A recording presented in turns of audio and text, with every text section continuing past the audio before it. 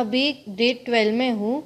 ये पेंटिंग रामायण पे है और इंडियन फोक स्टाइल में है। इसकी लंबाई 101 फीट है और ये 2.5 इंच चौड़ा है।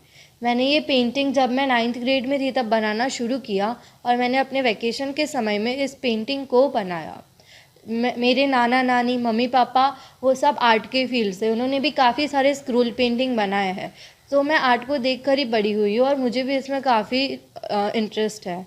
इसलिए जब मैं 9th में थी तब मैंने मेरे मम्मी पापा से थोड़ा सा कैनवास लेके बनाना शुरू किया और करते ही करते जब मैं रामायण सीरियल टीवी पे आती थी वो देखती थी और रामायण की स्टोरी बुक्स रीड करती थी। इन सब से मुझे उसके रामायण के जो अलग अलग प्रसंग है वो मुझे काफ़ी अच्छे लगते थे और उससे हमें काफ़ी कुछ सीखने को भी मिलता है। जैसे हमें राम जी से पेशेंस और हमें हमेशा सच बोलना चाहिए और सच के लिए लड़ना चाहिए। ये सारी चीज़ें हमें सीखने को मिलती है रामायण की स्टोरी से। और इसी के साथ मैंने 5 से 6 महीने में ये पेंटिंग को ख़त्म किया।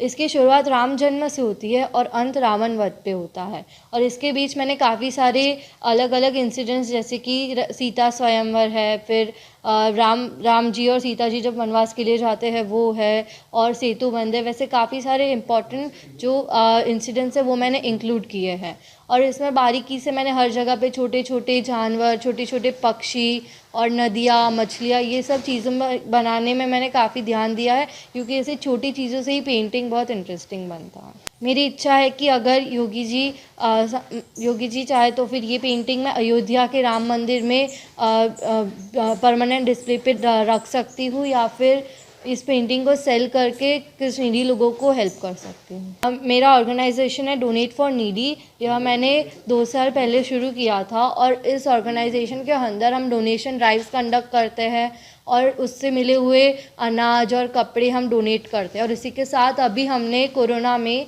स्टेम साइंस टेक्नोलॉजी के वर्कशॉप्स शुरू किए, जो हम गांव के बच्चों को जिनको इतना नहीं अवेलेबल है टेक्नोलॉजी, उनको हम इजी वे में सिखाते हैं।